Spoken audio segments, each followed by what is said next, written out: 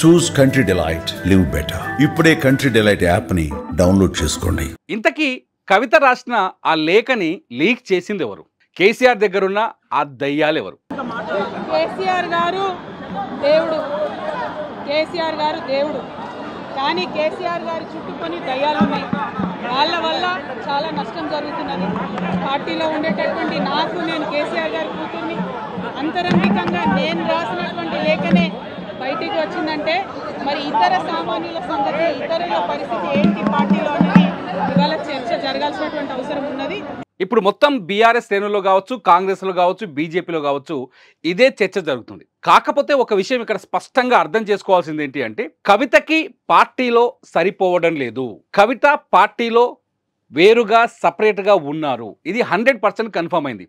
నిన్న అమెరికా నుంచి తిరుగు ప్రయాణంలో కవిత శంషాబాద్ ఎయిర్పోర్ట్లో దిగిన తర్వాత అక్కడి పరిణామాలన్నింటినీ పరిశీలిస్తే చాలా స్పష్టంగా, అన్ని పేపర్లు రాసే ఇవాళ చాలా స్పష్టంగా అర్థమవుతుంది ఏంటి అంటే, కవితకి మిగతా బీఆర్ఎస్కి మధ్య గ్యాప్ చాలా పెద్దగా ఉంది. ఇంకా చెప్పాలంటే కవితకి కేసీఆర్కి మధ్య గ్యాప్ చాలా పెద్దగా ఉంది అనేది చాలా స్పష్టంగా అర్థమవుతోంది.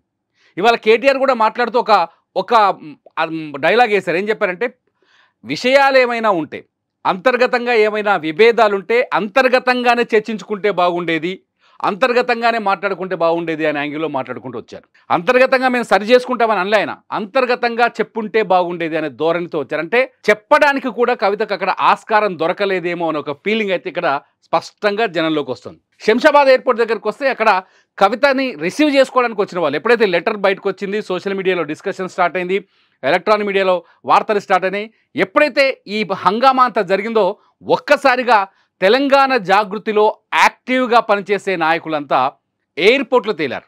వాళ్ళందరూ ఒక్కరు కూడా బీఆర్ఎస్ జెండా పట్టుకోలేదు, ఒక్కరు కూడా కేసీఆర్ బొమ్మ కానీ కేసీఆర్ పేరు కానీ రాయలేదు, ఒక్కరు కూడా హరీష్ రావు కానీ లేకపోతే కేటీఆర్ బొమ్మలు కానీ కేటీఆర్ నినాదం రాయలేదు, ఒక్కరు కూడా జై బీఆర్ఎస్ అన్నది ఎవరు లేదు. రెండో పాయింట్ ఇక్కడ మనం అబ్జర్వ్ చేయాల్సింది ఏంటంటే, జై కవిత అన్నారు, సీఎం కవిత అన్నారు. గుర్తుపెట్టుకోండి, జై కవిత, సీఎం కవిత అంటూ నినాదాలు చేశారు. వైట్ బ్యానర్ల పైన కవిత బొమ్మలు వేసి పెద్ద ఫ్లెక్సీలు పట్టుకొని వచ్చారు అక్కడికి. అంటే కవిత తన సైన్యాన్ని పార్టీలో సపరేట్గా రెడీ చేసుకుంటుంది. కవిత తన సైన్యాన్ని బలోపేతం చేయడానికి ప్రయత్నిస్తుంది. ఒకసారి వెనక్కి చూస్తే నేను అంతకు ముందు జరిగిన పరిణామాలు చూసినా కూడా కవిత ప్రభుత్వం చేసే పనులు, రాష్ట్ర ప్రభుత్వం కావచ్చు, కేంద్ర ప్రభుత్వం కావచ్చు, ఆ పనులపైన చాలా వేగంగా చాలా యాక్టివ్గా రియాక్ట్ అవుతూ వస్తుంది కవిత. అంటే తనను తాను లీడర్గా నిరూపించుకుంటోంది, నేనున్నాను మాట్లాడడానికి, నేను కీలకమైన నాయకురాలిని అనే విషయాన్ని చెప్పడానికి ప్రయత్నిస్తుంది కవిత. చాలా యాక్టివ్గా రియాక్ట్ అవుతూ వస్తుంది. తెలంగాణలో బీసీల వ్యవహారం కావచ్చు, ఎందుకంటే చాలా ఈ బీసీ అనే పాయింట్ ఎంత తీసుకొస్తుందంటే కవిత చాలా స్పష్టంగా బీసీ వైపు బలమైన వాయిస్ని వినిపించే ప్రయత్నం చేస్తోంది కవిత. బీసీల లెక్కింపు విషయంలో ఏదైతే సర్వే చేసిందో ప్రభుత్వం ఆ సర్వేకి పరోక్షంగా మద్దతు ఇచ్చింది, ఆ సర్వే గురించి ఆరాధించింది, ఆ సర్వే పైన విమర్శలు కూడా ప్రభుత్వం పైన చేసింది. ఎట్ ది సేమ్ టైం ఒక బీసీల నినాదంతో కాంగ్రెస్ నుంచి బయటకు వచ్చిన బహిష్కరించబడిన, ఇంకా చెప్పాలంటే కాంగ్రెస్ నుంచి బహిష్కరణ వేటుకు గురైన ఒక ఎమ్మెల్సీ, ఆయన కొత్తగా ఎమ్మెల్సీ అయ్యాడు. ఈ ఫ్యామిలీ పైనే ఆరోపణలు చేస్తూ రకరకాల విమర్శలు చేస్తూ ఆయన ఎమ్మెల్సీ దాకా ఎదిగిండు, ఒక మామూలు జర్నలిస్టు. ఆ ఎమ్మెల్సీతో కూడా కవిత చాలా సీక్రెట్గా భేటీ అయ్యిందని, బీసీ కోణంలో ఆ ఎమ్మెల్సీ వరంగల్లో ఒక సభ పెట్టాడు.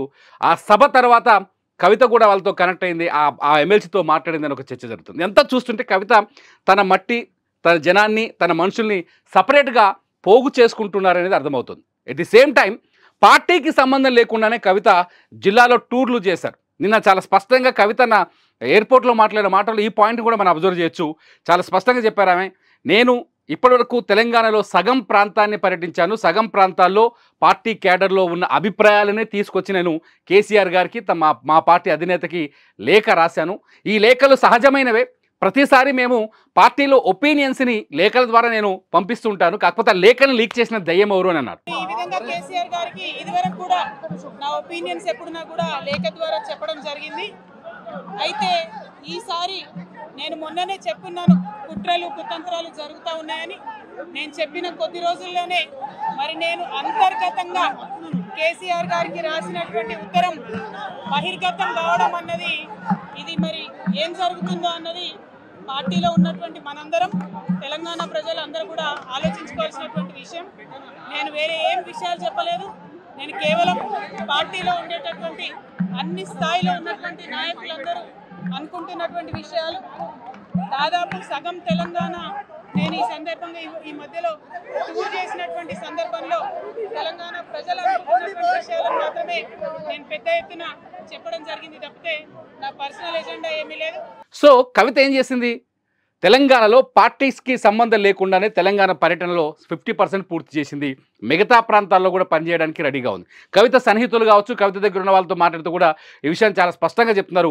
కవిత ఒక యాక్టివ్ రోల్ తీసుకున్నారు, చాలా యాక్టివ్గా పబ్లిక్లోకి వెళ్ళడానికి ప్రయత్నం చేస్తున్నారు, కవిత చాలా యాక్టివ్ అవుతున్నారు అని చాలా స్పష్టంగా చెప్తున్నారు. కవిత చుట్టూ ఉన్న మనుషులు కానీ, కవిత దగ్గర పనిచేసే వాళ్ళు కానీ, లేకపోతే కవిత చుట్టూ ఉన్న వాతావరణం కానీ. సో కవిత చాలా యాక్టివ్గా ఉన్నారు. సింపుల్గా ఆలోచించాలి అంటే పార్టీకి భిన్నంగా కవిత ఉన్నారు, పార్టీకి భిన్నంగా కవిత తన పోరాటాన్ని మొదలుపెట్టారు, ప్రజల్లోకి వెళ్ళడానికి ప్రయత్నిస్తారు. లేఖలో కూడా ఒక పాయింట్ని చాలా మనం గమనించవచ్చు. ఎమ్మెల్సీ ఎన్నికల్లో పోటీ చేయకపోవడం వల్ల పార్టీకి చాలా నష్టం కలిగింది. బీజేపీ బీఆర్ఎస్ ఒక్కటే అనే భావన ప్రజల్లోకి వెళ్ళింది. రెండు ఎమ్మెల్సీ స్థానాలు ఉత్తర తెలంగాణలో బీజేపీకి వెళ్ళడంతో బీజేపీకి పరోక్షంగా బీఆర్ఎస్ మద్దతు ఇచ్చిందనే భావన మన క్యాడర్లో కూడా వెళ్ళింది అని కవిత చాలా స్పష్టంగా కేసీఆర్కి రాసిన లేఖలో చాలా స్పష్టంగా చెప్పి. ఇదంతా చూస్తుంటే కవిత యాక్టివ్ రోల్ అంటే ఇప్పుడున్న పార్టీ వర్కింగ్ ప్రెసిడెంట్కి ఈక్వల్గా యాక్టివ్ రోల్ తీసుకుంటున్నారా అనుమానం ఇక్కడ కలుగుతుంది. నిజానికి బీఆర్ఎస్లో ఉన్న యాక్టివ్ లీడర్స్లో కవిత కానీ, హరీష్ రావు కానీ, కేటీఆర్ కానీ సమాంతరంగా పనిచేస్తారు. ఎలక్షన్స్ ముందు చూసాం, అంతకుముందుకు పార్టీ నడిపించినప్పుడు చూసాం, తెలంగాణ ఉద్యమం సమయంలో చూసాం. చాలా యాక్టివ్గా పనిచేస్తారు. వాళ్ళంతా కేసీఆర్ ఆదేశాలకు అనుగుణంగా, కేసీఆర్ ఇచ్చిన సూచనలకు అనుకూలంగా పనిచేస్తారు. కేసీఆర్ చాలా పర్ఫెక్ట్, అపర చాణక్యుడు రాజకీయాల్లోని అందరికీ తెలుసు. ఎవరిని ఏం చేయాలో చాలా స్పష్టంగా దిశానిర్దేశం చేస్తారు కేసీఆర్. ఆ దిశానిర్దేశానికి అనుగుణంగా పనిచేస్తారు. కానీ ఈసారి కవిత కేసీఆర్ ఆలోచనకు భిన్నంగా మూవ్ అవుతున్నారనేది మాత్రం ఇక్కడ మనకు అర్థమవుతుంది. సో ఇదంతా చూస్తుంటే పార్టీకి కవితకు మధ్య గ్యాప్ చాలా పెద్దగా ఉందేమో అనే చర్చకైతే ఆస్కారం ఏర్పడింది. ఇంకో పాయింట్ ఏంటంటే కవిత మాటలోనే వెళ్దాం. ఒకవేళ కవిత చెప్పినట్టుగా పార్టీలో భిన్నాభిప్రాయాలు కావచ్చు, కింది స్థాయి కార్యకర్తల అభిప్రాయాలను కావచ్చు, నాయకురాలుగా అధిష్టానానికి లేఖ ద్వారా ప్రతిసారి తెలియజేస్తున్నానని చెప్పొచ్చు. కానీ కవిత లేఖను బయట పెట్టాల్సిన అవసరం ఎందుకు వచ్చింది? అధిష్టానం దగ్గర నుంచి చాలా స్పష్టంగా చెప్తాను, లేఖ నేను రాసిందే, 2 వారాల క్రితమే నేనే రాశాను, కాబట్టి ఈ లేఖ రాసింది వాస్తవమే, కానీ ఇది బయట పెట్టింది నేను కాదనే విషయాన్ని చాలా స్పష్టంగా నేను క్లియర్గా చెప్పేశారు కవిత. సో మరి ఎక్కడి నుంచి బయటకు వచ్చింది లేఖ? ఇక్కడ మనం ఒక పాయింట్ గుర్తు చేసుకోవాలి. కేటీఆర్ బయట పెడతారా? పెట్టడు, అవసరం లేదు, ఎందుకంటే పార్టీకి సలహాలు ఇస్తుంది కాబట్టి. కానీ కేసీఆర్ బయట పెడతారా? పెట్టరు, ఎందుకంటే ఒక విలువైన సలహాలు సూచనలు ఇచ్చింది, పాజిటివ్స్ నెగిటివ్స్ అని పెట్టరు. మరి ఎవరు బయట పెట్టారు? నిజంగా కవిత చెప్పినట్టు కోవట్టులు దయ్యాలు ఉన్నారని చెప్తున్నారు. ఆ దయ్యాలే ఈ లేఖని బయట పెట్టారనేది ఒక చర్చ అయితే రాజకీయంగా మొదలు. ఆ దయ్యాలు ఏంటంటే కవిత అంటే ఇష్టం లేని దయ్యాలు అక్కడ ఉన్నాయి. మరి ఎవరంటే ఇష్టం ఆ దయ్యాలకి? ఆ దయ్యాలకి ఎవరంటే ఇష్టం? కవిత ఇష్టం లేదు, కవిత నాయకురాలుగా ఎదగడానికి ఇష్టపడట్లేదు ఆ దయ్యాలు. మనకు అర్థమవుతుంది దాన్ని బట్టే, ఇది విమర్శ కాదు. మరి కవిత అంటే ఇష్టం లేని ఆ దయ్యాలు ఎవరు? ఆ దయ్యాలకి ఎవరంటే ఇష్టం? కేటీఆర్ అంటే ఇష్టమా? హరీష్ రావు అంటే ఇష్టమా? కవిత అంటే ఎందుకు ఇష్టం లేదు?